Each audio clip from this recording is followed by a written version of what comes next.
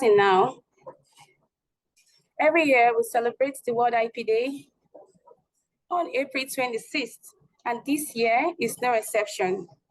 Join us as we discuss our common future using IP to enhance innovation and creativity in achieving the Sustainable Development Goals, the SDGs.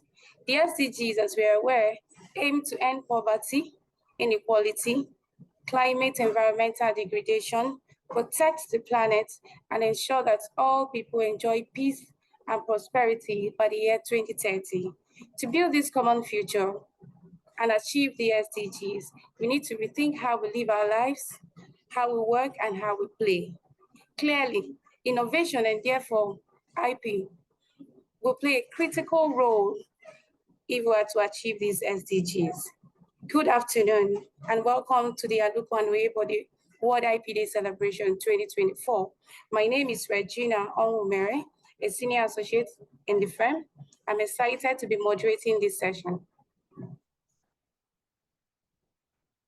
There is an impressive lineup of speakers, and I trust that our panelists will get you engaged all through the webinar. Today we have a keynote speaker. He is no other than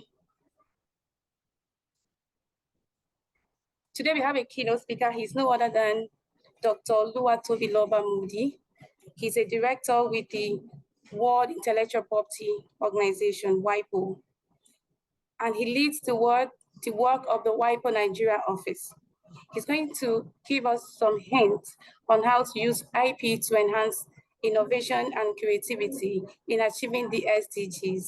Dr. Moody holds a PhD in Global Intellectual Property Law from the Queen's University, Canada, and he's just completed the Executive WIPO Harvard Leaders for the Future course 2024. No other is better suited to give this keynote speech. Please join me to welcome Dr. Moody for the keynote speech. Good morning and good afternoon, Regina, and good afternoon, everyone. I want to start by saying a very big thank you to you for the kind invitation to be here today. Let me also congratulate you on organizing, as with past years, this really important conversation around the World IP Day. I'm really, really thrilled and excited to be able to join today. As you rightly said, Regina, the context of this year's World IP Day theme is around IP and SDGs, and it's a focus on how we are building our common future with innovation and creativity. And I think in the few minutes I have, I just want to highlight a few points that would just, lay the tone for today's conversations on this theme. Let me just start by saying a quick word about WIPO and also the essence of the annual World IP Days.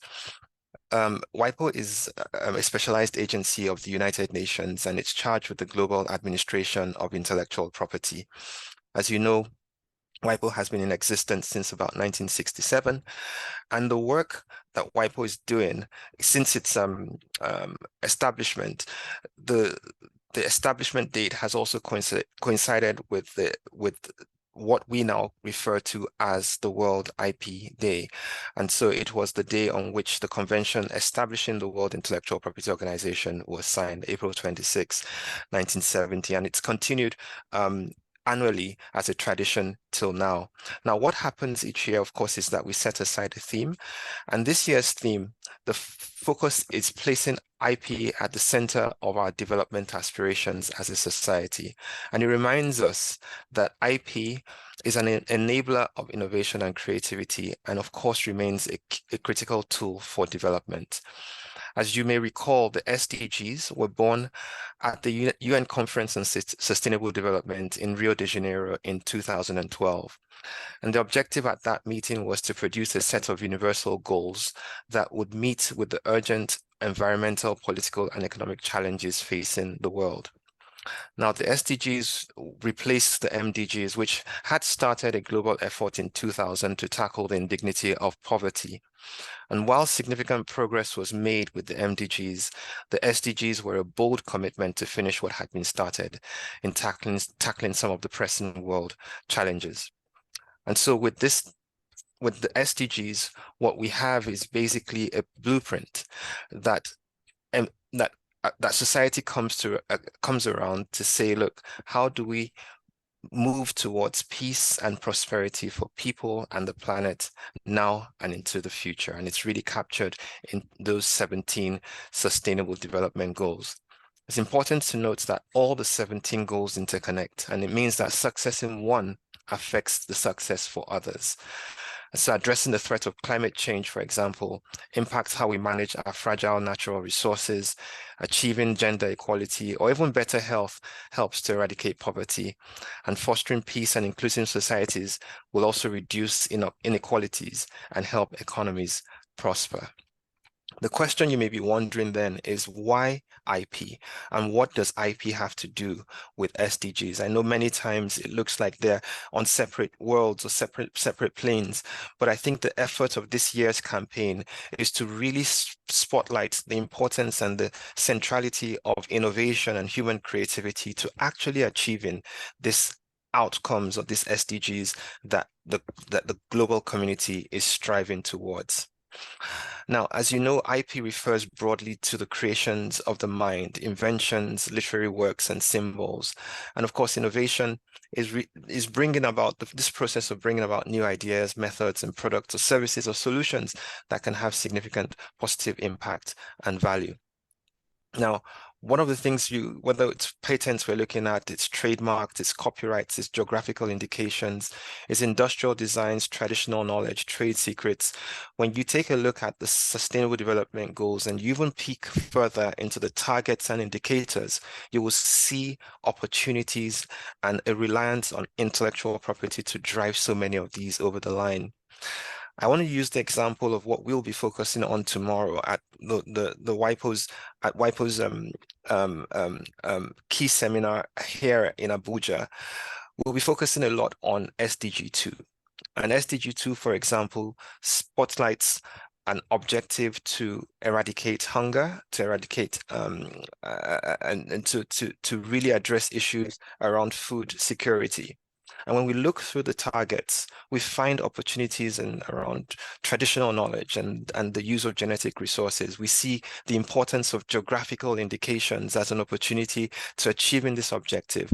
We see what patenting would do in supporting new modes of mechanized farming. And again, the emphasis is on how intellectual property plays that role. We've tried not to limit the conversations this year to any individual SDG, because we do believe that there are opportunities across all the SDGs for intellectual property conversations. And so I'm really excited to be able to engage and listen in on how the experts today are going to tease the various SDGs and highlight the opportunities in terms of intellectual property, in terms of the creativity and innovation of the human intellect to drive us to this desired outcomes as a society. And so with that, again, I want to thank you for inviting me to be here. I look forward to the conversations, and I wish you a wonderful deliberation today. Thank you very much. Thank you so much, Dr. Moody. That was so insightful. I've noted a lot already. IP is indeed very important in building our common future, and it plays a critical role in achieving the SDGs. Thank you so much once again. Now that we've refreshed our memory, let's dive into the panel discussion. I believe that our panelists are ready. With me on this esteemed panel today are 4 incredibly excellent and experienced speakers. I will quickly introduce the panelists in no particular order. Before I introduce the panelists, please participants can type in their questions on the chat box or on the Q&A box.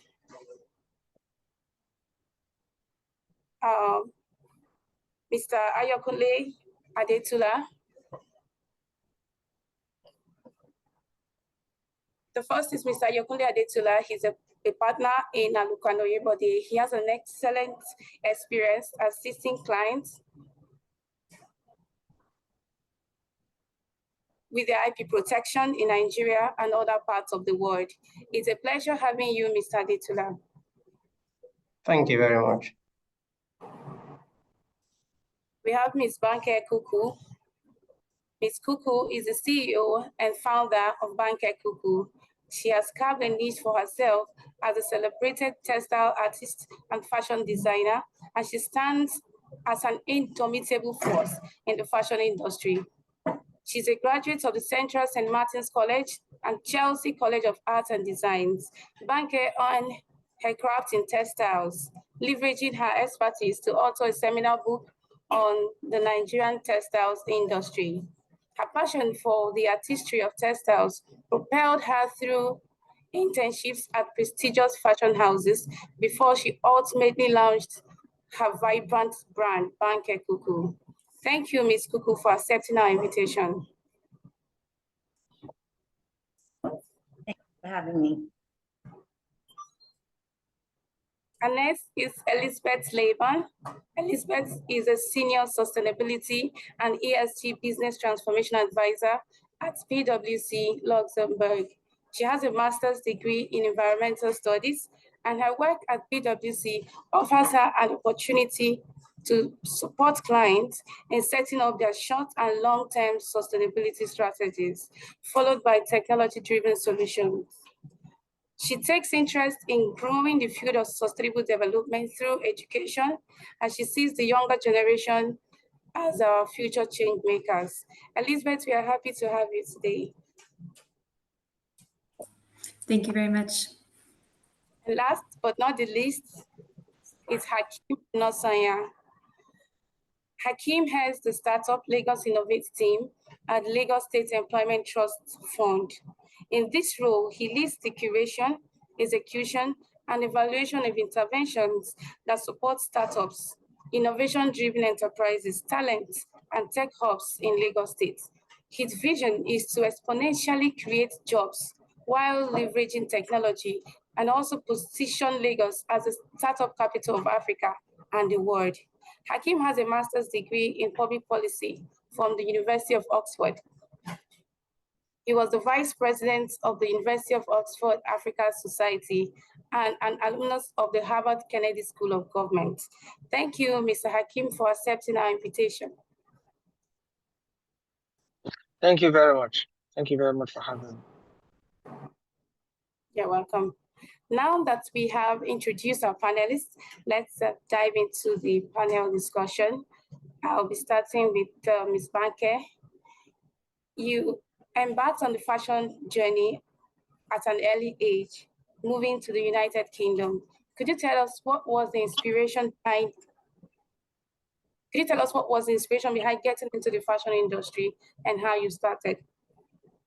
I've always been a creative, so I was always, I did like GCSE, I did art as a GCSE and as an A level, and I decided to go to art school to kind of push myself and find where I wanted to fit in the creative world. And I always thought I'd go into fashion first, but then I ended up going to textiles. So I went to St. Martin's and Chelsea College of Art and Design. And I really, I was really focused and intentional of making a career out of my creativity.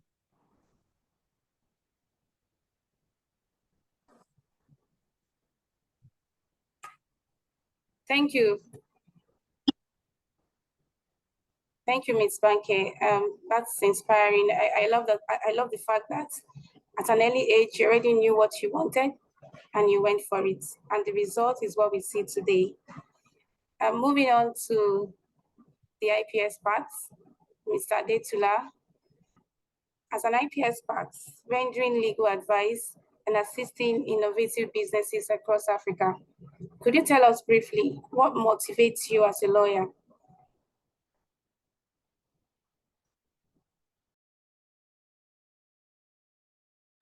You're muted. Thank you very much, Regina. I think for me, the beauty of the whole thing and what has actually motivated me is the opportunity to actually have businesses, both small and big. And, like I used to mention to businesses, many people would register businesses and they would usually not care about the intellectual property. And I always tell businesses that if you get yourself registered, that registration is actually not complete until you have done your IP. So I think what motivates me is to see that businesses do the right thing and they get that early start, to exploiting what is available to them for the growth of their business. Thank you. Fantastic. The opportunity to have businesses is a motivation. Thank you so much for that. And Mr. Hakeem, as a multiple award winner and the recipient of the Oni of Ife's Royal Africa Young Leadership Forum Award, and the winner of the Future Award Africa Prize for Governance, and many other awards, could you tell us what inspires the great work you do at the Lagos Innovate and how you get this work done to attract the numerous awards?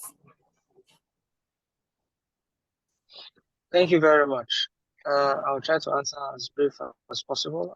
I think first is that passion and that need for us to invest in young people, and investing in young people is not only giving them what we think we have, but most importantly, supporting them in what they do. And technology, building products is one thing that the young people in the past 5 to 10 years have taken phenomenal interest in. Secondly is the fact that in supporting the growth of the technology ecosystem, and I use ecosystem to mean both the startups, both the talents, we have huge potential to not only improve the economy of Nigeria and of Africa, and an example is how much startups have been able to raise from the West into Africa in solving our problems. Second is also the very strong linkage to job creation, because in establishing these enterprises, there is the second layer is basically manpower, and that is helping to reduce unemployment rate not only in Lagos but in Nigeria and also in Africa. So I think in 2 words is supporting young people to do what they know how to do best, and secondly is because if you allow them do what they know how to do best and provide an enabling environment for them to do it, there is a huge potential for increase in economic development and also the creation of jobs. And that has been the watchword for the past 3+ years, while we support startups at the Lagos Innovate Unit, incubation, access to infrastructure, also training young people to learn tech skills so that they can get available jobs. Aside that is also supporting hubs and workspaces with access to capital so that they can expand and are also able to support the growth ecosystem. And finally is also access to workspace vouchers for startup founders to be able to use workspaces, have access to electricity, internet, at a very minute fraction of the cost, while we take care of the remaining. Yeah. That's great. Passion to invest in young people, which is a very important factor in achieving the SDGs. Thank you. Thank you so much, Mr. Hakeem. And to Elizabeth, as an ESG and sustainability specialist, could you tell us about your role as the Senior Sustainability and ESG Business Transformation Advisor at PwC? Yes, wonderful. Thank you again for the invitation, for the opportunity to speak. I'm very happy to be here with everybody. So just to provide a little bit of insight onto the work our team does. So we really focus on helping businesses, whether they're small or large, to transform towards more sustainable models. And this is with the goal to then have a bigger impact across their business, for their customers and their surrounding communities. And this can take many different variations in the types of projects that we do, whether we're working on their larger strategy, helping them transform internally, or actually supporting them to report, which can be very crucial as well, to be able to show that the impact they're doing, to be transparent, and to have stakeholders who are looking at these organizations to be able to actually track the progress of some of the targets that they set. And so a lot of our work can focus on supporting them through these sustainability reporting journeys, helping them get the data to be able to understand where they are in their journey and how they would like to transform internally and externally towards a more sustainable model. This can also take on projects such as climate change solutions. So thinking about decarbonization for a lot of, we can say, logistic companies or companies working in some of the more industrial sectors. A lot of these organizations are now starting to think how they can set some net zero strategies. And so a lot of our work focuses on helping them get there, setting their vision, and helping them move towards actually achieving these goals. And then some of our work also focuses on supply chain technology and the supply chain in general, which can also help organizations focus on their upstream and downstream value chain. So again, really trying to understand how their business is having an impact prior to certain their internal organization. So how are certain employees or the climate being affected prior to the products or services that they are working on, and also some of the downstream value chains as well. Once their products or services are launched, what impact is then going to occur, whether again it's on the climate, the environment, the communities as well. And we work with clients across many different spaces. So this can be within the financial sector, this can be within the consumer sector, public service organizations as well. And so our work is quite encompassing, and I'm happy to share a little bit more once further questions come along. But that's just a brief summary of the work that we do at PwC in Luxembourg. Well said. Well said. Thank you, Elizabeth. I love the fact that ESG and sustainability is taking the center stage in the corporate world, and that organizations are beginning to incorporate ESG considerations in their daily routine. Thank you very much, Elizabeth. Thank you. One unique thing about our panelists today is that they are all extremely passionate professionals representing different fields, the creative industry, legal, and then the government sector. That is a full package. Let's see how their different experiences will help in leveraging our common future using IP to enhance innovation and creativity in order to achieve the SDGs. My next question will be to Ms. Banke. Being in the creative industry, you have built your brand from scratch to the point that you are recognized globally, and you are featured on Vogue magazine and other international fashion editorials. What role has IP played in your success story? You're muted. Sorry. So I am a print-based fashion designer. So I design many prints seasonally, and for me, I have to protect my prints as well throughout the seasons. So it has been very helpful because I have several situations where my work is copied. My prints are copied in Nigeria and outside Nigeria. So having them protected has been really helpful. And it also gives, once I have my designs protected, it gives me peace of mind.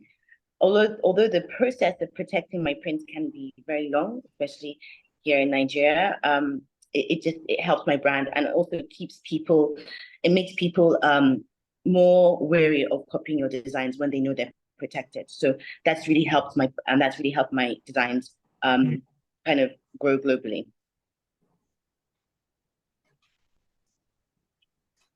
Thank you so much for that insight. I love the fact that you mentioned that IP protection makes people wary of infringing on your IP rights. Let me move to the IP experts. Ayokunle, as an IP practitioner, how do you advise clients on leveraging IP rights to support innovation, creativity, and business development, while also contributing to the sustainable development goals? Thank you very much. I think Banke has started that discussion excellently. So IP in itself, whether you're talking of trademarks, or you're talking of patents, or you're talking of copyright, whichever genre of it you're talking about, gives you a level of negative right. When I say negative rights, I mean registration that gives you an exclusivity, and that exclusivity means you are the only person who can use it, and then you can exclude every other person from using that work, except they get your authorization or your permission. So I think that's one of the ways, but also much more than that. When you have that, you look at yourself and you ask, so if I register my rights in Lagos, Nigeria, Maiduguri is a long way from Lagos. What do I do if I'm not able to open shops in Maiduguri? If I'm not able to open shops in maybe Kano or Kaduna? And I think the other thing that anybody can do, businesses specifically can do to leverage on their IP rights for growth, is to also use their IP from a positive sense. And when I say positive sense, I mean leveraging on licensing. So you can license your rights. You can get somebody who can use your rights in another location where you probably think you may not be able to get in. You could think of franchising, and that would not need you to be in that location. All you then just need is to get your processes, put them together in a sort of a confidential information that somebody can then put together, get the rights to use, and then they can open a shop or a business that is similar to what you have. And then while they are making the money, they are giving you remittances. So what that does is you literally leverage on your IP to ensure that somebody else uses it, but it also brings money to you. I think I'll stop at that. Thank you very much. Thank you, Mr. Adetula. That's a great information. Indeed, innovation and creativity must be operated with government guidance and government input. Let me go to Mr. Hakeem. You always say that innovation is always ahead of government. And we know that the government is at the center of creating strategies and programs to achieve the SDGs. So how important is IP in pushing the funding or support for startups? Okay, thank you very much. Yes, I agree with you, unfortunately, that innovation most of the time is usually ahead of government regulations and even policies. And well, it's a global phenomenon, and what is usually done is the right policies are usually then made even after innovation had gone forward, and sometimes it helps because it helps you understand what is going on before you even start to enact policies or even set up regulations. But back to the question of intellectual property rights and also increased funding and also support for startups. First is to draw that line between intellectual property and economic development. I'll take us some years back to when before intellectual property rights became a thing in the music industry. We used, I'm sure everybody was guilty of buying those CDs that have 100 in one, where you have one CD and you have about 100, about 50 to 100 artists just on one CD. And the artists were usually crying because they were expecting to make money from their work of art. They're expecting to make money from their music. But instead we just buy one CD of about 100 naira, and then we have all of them on it. Interestingly, the artist does not make money despite all the hard work he or she would have done in the studio or even try to produce music. But now it's different. You can put their they can protect their rights, put it on on social media and YouTube and the likes, and they can keep making money from it years even down the line. And I think even social media has even made it easy, because you just cannot use anybody's invention, music, or even art without giving credit or even acknowledging them. And now, what that has done is that it has made more people interested in creating. It has made more people interested in innovating. It has made more people interested in solving problems, leveraging technology and leveraging creativity. Now, if that continues to go on, like we see right now, it leads to more more funding from outside of the continent into the continent, and also it leads to creation of jobs, like I always said. But what's the government doing in that space? One is awareness and education. Now, as much as we think everybody should know, the reality says the opposite. Not everybody is aware of what they need to protect their intellectual property. You don't even have to be in the creative space, even in the technology space. If you're not careful, someone will just take your product, clone it, put his or her name on it, and make tons of money from it. And you're just there crying foul because you're not even protected. And what we do is to educate them. We have an incubation program for early stage startups, and their legal masterclass is one that we do not joke with, because they are able to not only learn how to obey the laws of the land, but they're also most importantly able to learn how to protect their intellectual property, either their apps, either their inventions, or even their solutions, and it makes it easy for them to export these things, export solutions, and even make money outside of the shores of Nigeria. Two is that we also, because we are educating them, it also gives investors the confidence that if you're going to be investing in this solution, in this ingenuity, you're sure that nobody's going to come clone it tomorrow and then you lose all your investments. And finally is that the government, via the Lagos State Science Research and Innovation Council, LASHIC, also supports R&Ds to research and development, especially in the area of patents, to be able to protect these inventions even from the academia. So I think in summary is to understand that we need to protect this works of mind, these works of art, because it has a positive reinforcing system. The more people know that their works of invention are protected and they can keep making revenue for a substantial amount of years, there is that positive reinforcement to keep inventing and to keep creating, and to keep solving our problems genuinely. And secondly is that we also go a step further by ensuring, for those that don't even know, we close that education and awareness gap by training them thoroughly on what it means. And finally is that supporting those that eventually want to do it. And I must also commend Dr. Moody, who is doing a phenomenal job supporting startups in Lagos, Nigeria, to be able to understand what stage they are and what they need to do to protect their IPs. Thank you. Well said. Thank you so much. The importance of IP in getting funding from government and private sector can never be overemphasized. Thank you, Mr. Hakeem. And now, you and your team at Lagos Innovate have supported over 150 startups and innovation-driven enterprises. So could you speak on the Lagos State government initiatives to encourage innovation and creativity? Okay, thank you very much.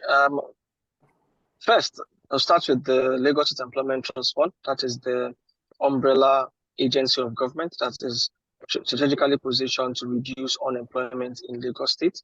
And we do that from two angles. One is to support small businesses that are growing, and we strategically chose small businesses for two reasons. One, they have that exponential potential to grow massively and to scale. Two is that the present business environment isn't as friendly to them as it should.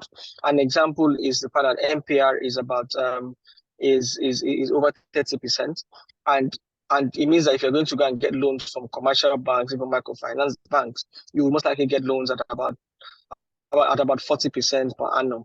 The question is how many of these businesses actually make that margin annually. Essentially, what people are doing is just getting this credit facilities and just giving it back to the financial institutions without actually impacting the businesses in form of skill. So what we do is to provide access to capital for small businesses at 9% interest rate per year, which is the cheapest interest rate anybody would give you in Lagos, in Nigeria. I think until somebody comes to break that record, we still keep holding that record as the cheapest source of capital to small businesses.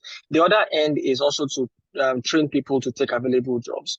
We say that because for people who are based in Lagos, if you're in the construction industry, the best POP designers, the best POP artisans are non-Nigerians. They are Beninese and they are Togolese. The question is, if we keep fighting, if we keep saying we need to close unemployment gap in Lagos, and yet we keep importing these talents, then there is a problem.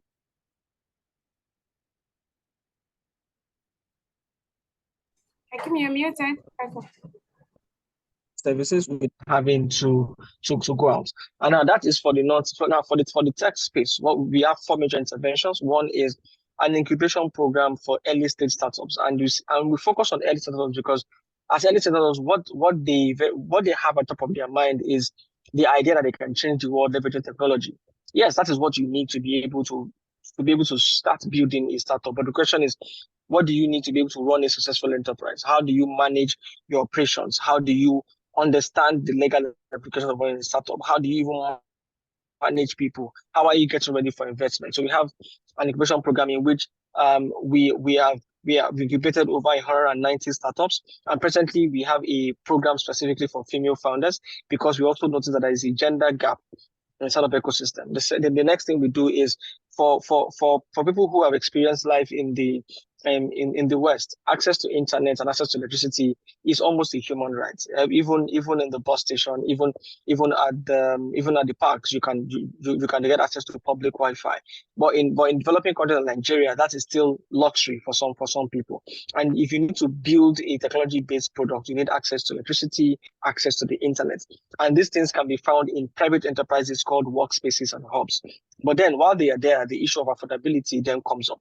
So how are people able to afford to pay rent in these spaces for a period of time? So we have what we call vouchers, where we pay your rent in a workspace or a hub for between 3 months to 1 year. And we allow you to keep building your product without the hassle of rent, electricity, and the internet. We've issued over 500 of those vouchers since inception. The third thing, and second to the last, is that we also train young people in tech skills, because building a product, running a startup is just one. Getting invested is second. Getting the right talent to build for you is also a very critical aspect. And we also train people to close that gap. Finally, is that we also provide access to capital for hubs and workplaces to be able to expand. Now, these hubs and workplaces need to procure Starlink internet, for example. But the question is where did they get access to capital to be able to do that at scale? So we provide access to finance for them at the same single-digit interest rate for them to be able to expand. So these are the things that we do to encourage innovation, because we know that it has the potential to scale massively for economic development and also to create jobs. Thank you. Interesting and great information there. Lots of initiatives by the government to support innovation and creativity. Thank you, Mr. Hakeem. Moving on to Ms. Banke, in your book, The Unwoven Threads of Nigeria, you reveal that the fashion industry contributes to the growth of the Nigerian economy. We would like to have your views on how the fashion industry contributes to the growth of the Nigerian economy and to the attainment of the SDGs, such as supporting fair labor practices, gender equality, and empowering the marginalized communities. You're muted. Yeah. So the fashion industry it creates job opportunities. It contributes to the GDP, as I mentioned in my book. Fashion. In my fashion house, I'm very intentional about employing women, and women from entry level to managerial level, from accountants to tailors. And I also make sure that I do hire women from marginalized communities and train them so they can also go up the career ladder. We also have like training sessions from from our highest level tailors to people who don't even know how to sew a button. So for me, that's very, very important. Another way fashion contributes is through reusable, like recycling and upcycling. So right now you see a lot of fashion houses using like sort of recreating secondhand clothes into amazing masterpieces and things like that. So that really does help. Another way I try and be more sustainable through using dyes and inks that are better for the environment. So for example, I really focus on digital printing because the heat is better. The heat that it produces isn't so much that it damages the ozone layer. Another thing we're really trying to work on is reducing our carbon footprint as well. So those are the things that how fashion and also I contribute to SDG. Fantastic. I love the fact that your organization is taking the SDG initiatives to support young women and young talent. Thank you so much for that insight. IP has no doubt contributed to sustainability and ESG initiatives. Elizabeth, could we have your perspective on how IP has played a role in your advising the business and clients on sustainability and ESG initiatives? Yes, wonderful. Thank you very much. So as we know, there are different ways to connect IP to the SDGs. I would like to bring an example of a project that we had worked on for the past couple of months to bring this idea forth of bringing IP technology beyond regional borders as well. And so with this focus, it was around bringing IP technology closer to SDG 7, which focuses on renewable energy and clean technology. And so this project, it was overall commissioned by a public institution here in Europe to help organizations in Mexico undergo assessments based on their partnerships that they have formed with organizations in Europe who actually have patented green innovation technologies, who are then sharing them with organizations in Mexico to, again, develop these technologies across different borders, localize them to the landscape within Mexico, and then offer additional opportunities as well. And again, the format of these partnerships was really to use these patented technologies and bring them outside the borders of where they were developed into other regions as well, where they can also be further developed and potentially drive new innovations in new regions as well. And so from this, I believe there's a really large opportunity for scale and globalization of certain patented technologies. There's, of course, been many studies conducted to show the correlation of filing green patents and also this innovation boosting GDP and work opportunities. And especially in developing countries such as Mexico, there's a unique opportunity to then harness this power of green technology to strengthen their own economy, to build resilience, to bridge socioeconomic inequalities as well through these opportunities that potentially they're not able to afford due to lack of government support or resources, or if it's happening at a slower rate as well. And so if we encourage this sharing of patented technology across from, let's say, developed countries to developing countries, there's an opportunity to, again, localize these solutions, adapt them to the needs of the regions as well, and then offer additional new opportunities for innovation and development of green technologies. And so from here also, one of the items I wanted to point out is this important focus on policies and government support to stimulate some of this green innovation. So the program that we had worked with that was launched in Europe was to facilitate green innovation and to bring these technologies across different borders as well. So there was a higher focus on renewable energy. So this focused on solar panels, wind turbines.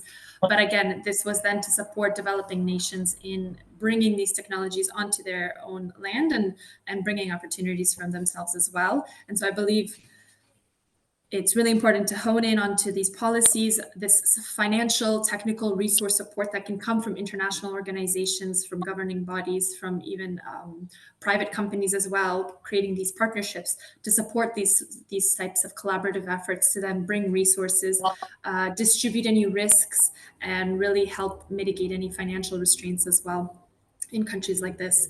And so, kind of a closing message would be that advanced economies where potentially green innovation is occurring at a very rapid rate, I think have a really strong responsibility to share this technology and support developing economies who are also trying to create and innovate, especially in their local environments. Great insight. Thank you so much for that insight. IP always offer new opportunities to innovators and creativity. And moving on, being versed with the extant IP legislations in Nigeria, Mr. Adetula, what are your recommendations on the necessary amendments that should be effected to ensure sustainable development, particularly in the creative industry? All right, thank you very much. I think I'll start this way. From the work we've done over the years, we've seen some basic shifts. The first of this is that our laws are actually very old, but recently the Copyright Act, which is the law that governs, creatives more, was recently, updated. And a major part of the update is the fact that the law now recognizes, digital works. And what that does is it allows right holders to be able to actually chase anybody who infringes on their works. Like Hakeem actually initially said, people make movies and then somebody puts it in a lot of CDs because he's bought one, and then they lose out. What that act has done is that it has ensured that you can now chase those individuals. But I'll tell you something that is quite interesting. So when you go to Instagram, you find out that a lot of people sell things on Instagram. So I'll give a particular example. People sell perfumes and perfume oils. And so what practically happens is they use the e-commerce sites to sell perfumes and perfume oils. And because these are not from the owners of those products, they're actually created from somebody else who is probably an infringer or, a counterfeiter, and their identity is actually not exposed. You have to go to the e-commerce site to be able to get those individuals. But usually what happens is there's always a pushback, and then they talk about the safe harbor principle. The safe harbor principle that allows them to tell those individuals to stop those listings, but then do not open them up for prosecution or, or having to enable them to give account. But you see, the legal framework, for example, that particular framework has to be one that we should be able to test the laws. Because a lot of the times, businesses, once they ensure that that person we've gotten that product off, they rest. But there is need to pierce that safe harbor principle in Nigeria to the extent that people will be able to, you'll be able to hold counterfeiters to account for whatever benefit they get from that counterfeiting. That's one of those things. I'll again put another example. So some years ago, I was in a particular country in Asia, and I visited what was like a clearinghouse for IP rights. What was like a clearinghouse. So basically, we know some businesses that have died in Nigeria, big businesses that died in Nigeria. But what they do in that particular part of the world is that they have some of those businesses probably that have made some names in this, while trading. They can close down the business, but they decide to sell their brand. They decide to sell their trademarks. We don't have something in our system that allows that. And a lot of the times, I think by WIPO study, they've said your intellectual property is about 70% of what your right is, or what the value of your business is. But just imagine that you close down your business today and you are able to sell your IP rights for maybe like 40% of what your business is. So I think our laws have to be revamped. Maybe the Trademarks Act have to be revamped to ensure that we are able to set up something like that, to ensure that businesses are able to take value from their IP rights. And lastly, recently I were talking about patents, and in recent times, there has been interest in Nigerians, registering patents. I think one of the things that we have seen is that a lot of the times people who want to register patents get people who just copy a patent that looks similar, and they then try to register in Nigeria. And because our system does not do substantive examination, you are not able to tell what is what. But something that happens in the trademarks sector is that when you file an application for trademark, it is published. And because it's published, somebody who is sitting in America can actually take notice of that mark and oppose it. And I think something like that should actually be imported into the patent system, where an application for patent, even when it's not particularly substantively examined, we can have some level of publication, so that you see what we register in Nigeria can stand some level of test when you take it into the global system, even when it's not. So somebody understands that if I'm going to register a patent in Nigeria, and somebody abroad could actually look at it and say it's infringing on my work, it gives an innovator the push to actually ensure that what they actually want to do is actually of standard, or at least gets to a particular standard. And for me, I think the Patent Act actually should be looking, or at least the regulators have to be looking at that, to ensure that they update the laws to have that semblance, to ensure that, whatever it is we register in Nigeria has some level that could compete reasonably until that time when we're able to do a substantive examination. I'd address my thoughts on that for now. Thank you very much. Thank you so much for that insight, Ayokunle. I would also love to have your thoughts on how the legal framework governing intellectual property rights can be adapted to address emerging challenges like digital piracy and counterfeiting, while also safeguarding the rights of innovators and advancing the attainment of the SDGs in Nigeria. Okay, thank you very much.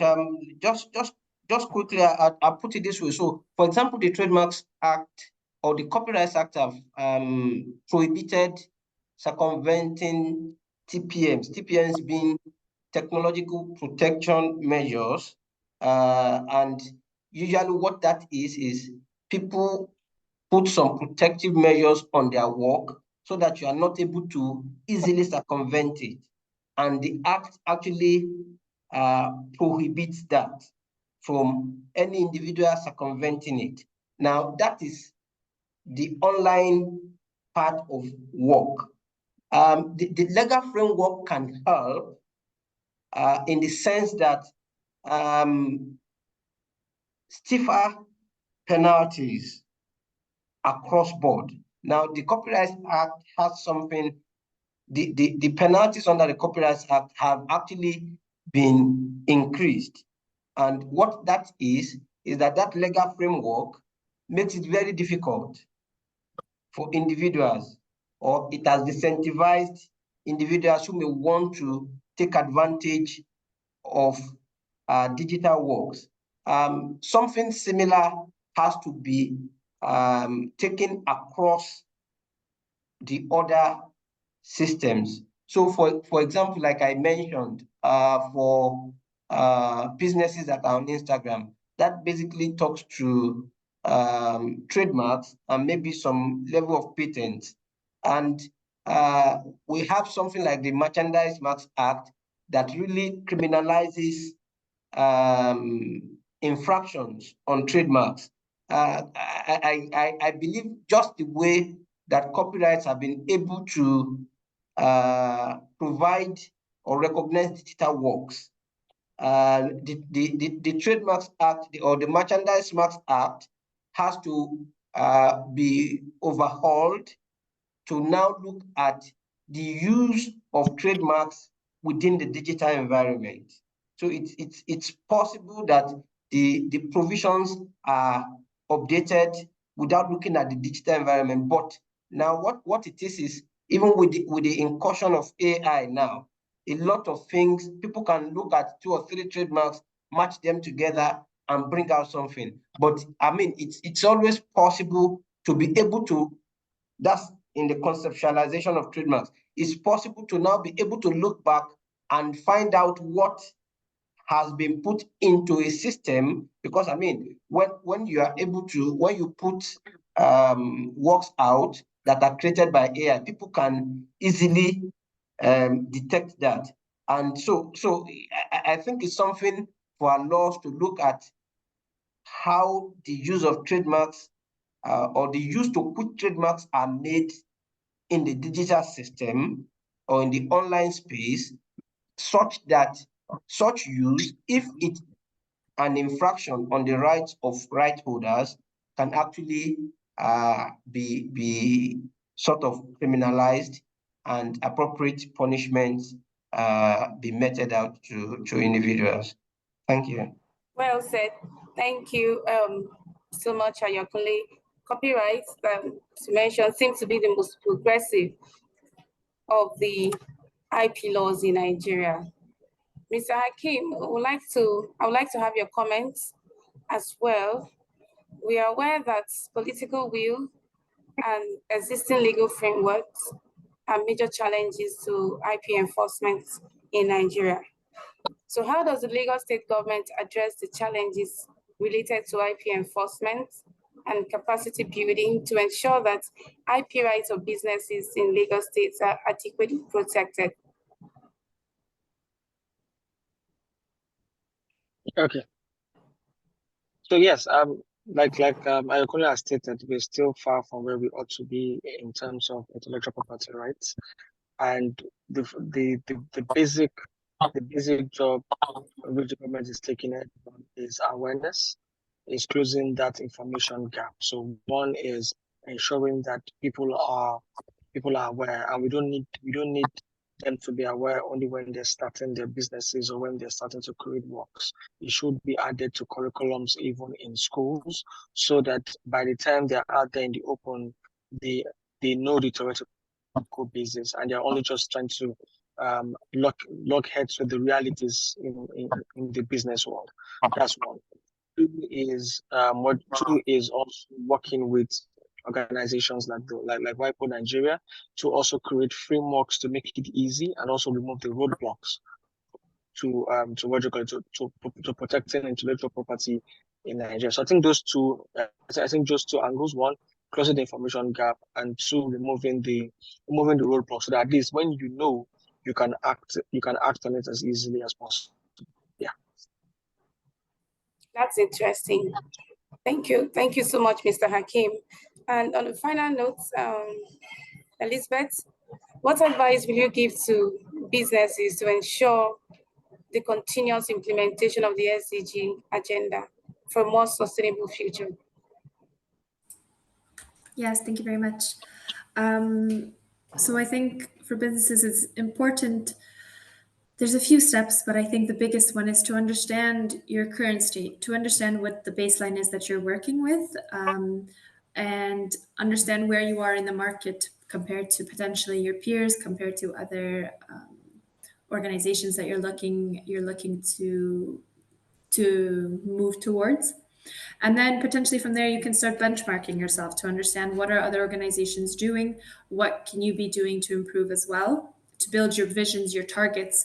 And one key thing is to also engage the stakeholders as much as possible at all levels. So this can be through, again, your customers, your clients, this can be your employees across your value chain as well, to make sure that you're getting insights from across all the different visions and perspectives, to start building what your future vision and targets would look like. And then there's a lot of international guidance as well that's available to start, whether it's launching your net zero strategy, whether it's starting to move into a different space, whether you're again trying to set some sort of targets for within your own organization, whether this is on a social aspect, on an environmental aspect, on an economic aspect. So there's organizations or initiatives such as PCAF for financial institutions. There's the GHG protocol. There's the Science-Based Targets Initiative as well. There's also some national climate plans which can be looked into, which also provide some guidance as to what should your targets look like, what should your vision look like, how can you start adapting yourself closer to these different targets, which are again very closely related to the SDGs. Whether we're looking again from a social perspective, an economic perspective, or an environmental perspective.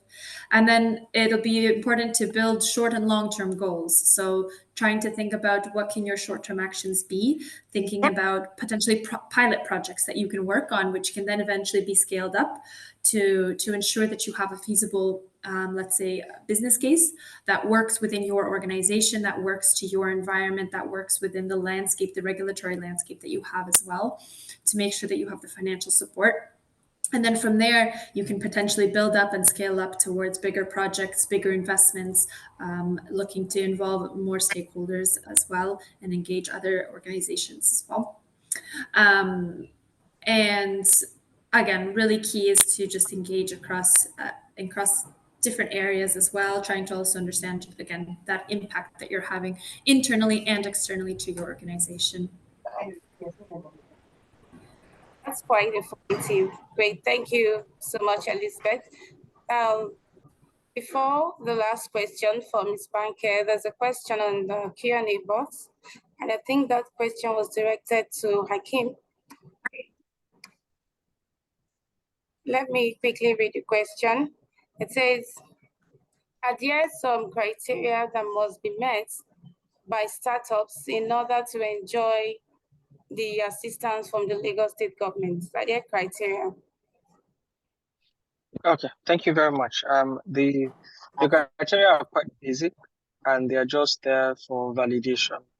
First is that for you to benefit from the programs that that Lagos Innovation Division is doing for startups, one of the founders must be resident in Lagos. And we wish you could just say, yes, I am, and we allow you come in. But you have to have your LASRA ID, which is your Lagos State Resident and Registration Authority ID. That's what shows us that you are actually a resident in Lagos. Aside from that is you must also be registered with the tax authorities. And that is important because we are being funded by taxpayers' money. And whoever we're going to support must be able to contribute to that bucket either now or in the near future. But at least the starting point is that at least you've been registered with the Lagos State Internal Revenue Service. So you need your LIRS ID. Like I said, it is registration. For some of our programs, you should have paid some form of tax. But for the startup division, it's just registration because we understand that there's still some sitting period between launching your idea and starting to generate revenue. So your ID shows that tax authorities are aware that you're doing business. And when you hit the threshold for paying taxes, then you should pay taxes. Second is the resident registration ID, that's your national ID. So those two are those are the basic things you need to be able to apply and benefit from any of our programs. Great. Thank you so much, Hakeem. There's another question on the Q&A box. I believe this will be for Ayokunle. He said that a great mentor once said that the best way to outshine or do great things in business is to imitate or copy workings of others. He asked about what I'm learning today from the IP experts looks contradictory. Please put more light, shed more light on this. Okay, so thanks to the person who is asking that question. I think the way it is that is actually the what looks like the easy way out. But the easy way out is not always the best way out. So I look at it this way. Somebody once said that, oh, the way the big Asian countries developed was to imitate the big brands or to reverse engineer their patents and then use it to grow. And then once they've grown, they can then sustainably stand on their own. But the reality in our world now is that 5 years ago, people are not having this kind of discussions. 10 years ago, people were not having this kind of discussions. The knowledge and education that people have around IP has greatly increased. The possibility that if you take somebody's brand or you imitate their brand in a confusingly similar manner, they would not know what you are doing is quite great, that people would not know 10 years ago. But these days, somebody just puts his mark, his trademark on Google, and Google will give you the different types that are there. And what it actually is if you do that, the risk that you carry may be more than what you probably would gain. So what will I tell you? I will tell you that that idea may have been great 10 years ago, but now it is not that great again. What I would then advise is that instead of you imitating, why not put in the work? Put in the work to grow your brand. Put in the work to grow your reputation so that you can actually reap where you have sown. It is always better. It gives you that confidence. It gives you that peace of mind. And, with the problems that comes with being a business owner in this part of the world, you don't want to add extra problems. So it's all, and I think finally, it's always good to talk to an IP lawyer. You can never be wrong talking to an IP lawyer to advise you. And that is part of why we are having this kind of conversations. Thank you very much. Thank you so much. Thank you so much. I believe that has answered that question. It is said that nothing is actually new under the sun. And I see Torusheju's comment, be inspired to create and not to imitate. With that, we'd like to take Ms. Banke's final comment, final notes to what advice do you give other creatives or innovators as regards intellectual property protection? I think it's very, very important to try your best to protect your work and your name. The name is so, so important.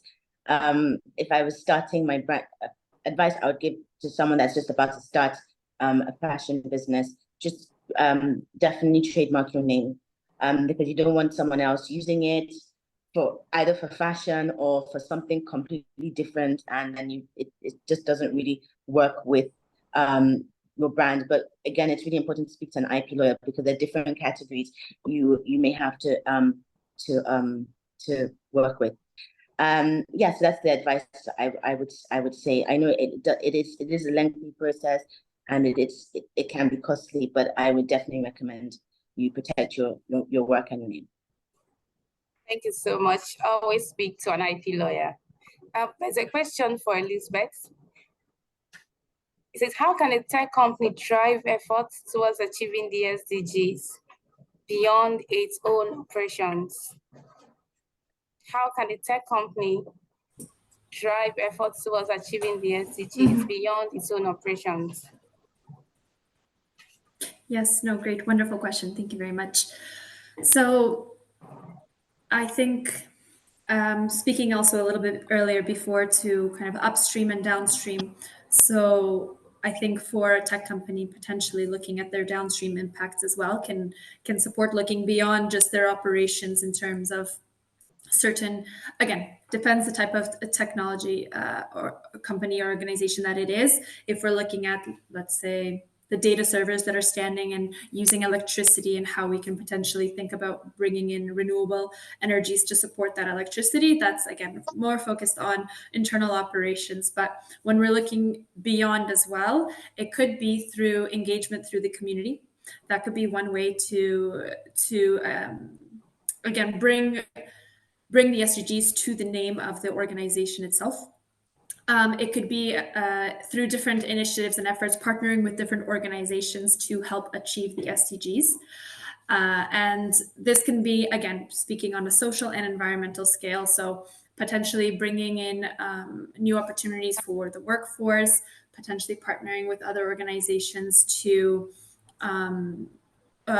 bring more impact or more opportunities to marginalized communities as well. And so it doesn't have to be necessarily only through employment through your organization, but just through your partnership with other organizations.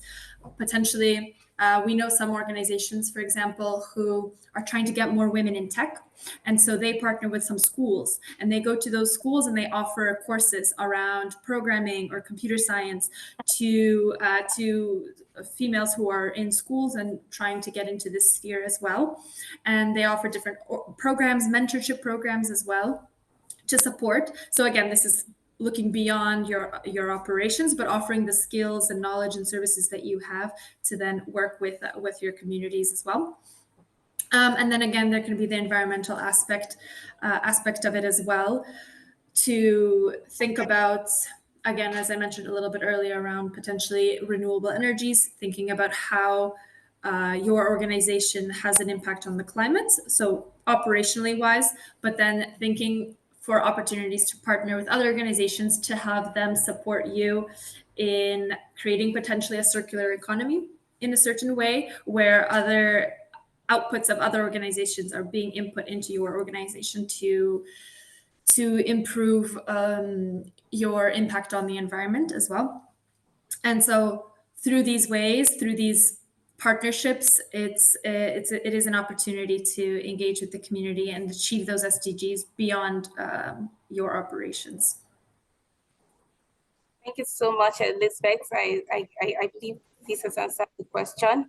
Ayokunle, what are your final thoughts on the subject?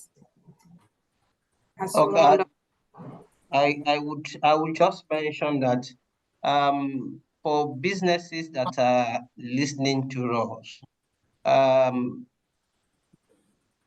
protecting your rights, your IP, is not a luxury. It's something you should do. And well, maybe like Banke has said, it doesn't have to be a process that will cut your head or put, a hole in your pockets. Talk to IP lawyers that can assist you. And when I say IP lawyers, I don't just mean lawyers. I mean IP lawyers that understand what the issues are, that can assist you so that you can be able not only to ensure that people don't take advantage of you, but to be able to position your business to take advantage of your IP. IP are intangible. nobody is able to handle them. So it is people who are skilled that can guide you, that can help you to take advantage of them. Thank you very much. So much. Thank you so much, Ayokunle. Very well said. Creators, innovators, and business owners should certainly be proactive in protecting their IP rights, which is our common future. With this, we've come to the end of the panel discussion. It has been a fantastic panel. Our time is fast spent, so we're not able to take more questions. It's been an insightful session. Please join me to say a very big thank you to the panelists and to our audience that have stayed through. I invite my colleague, Torisia Judoti, a partner in the IP department of the firm, for the closing remarks. Thank you so much, Regina, for a brilliant job in moderating this session. I enjoyed the conversation. And on behalf of the firm ALN Nigeria, Aluko Oyebode, I want to say thank you to Dr. Moody, first and foremost, for making time out in a very, quick time to just come to deliver the keynote address. We want to say thank you for the short notice. Thank you, our panelists, Ms. Kuku, Ms. Lerman, Mr. Onasanya, and my colleague, Mr. Adetula. Thank you for the excellent delivery on your thoughts on how IP plays a crucial role in the actualization of the SDG globally. To our audience, thank you for joining and participating. I mean, I see all the comments online, I see the questions. I just want to say thank you. Until we meet again same time next year, thank you and bye for now. Thank you very much. Thank you very much. Thank you. Thank you.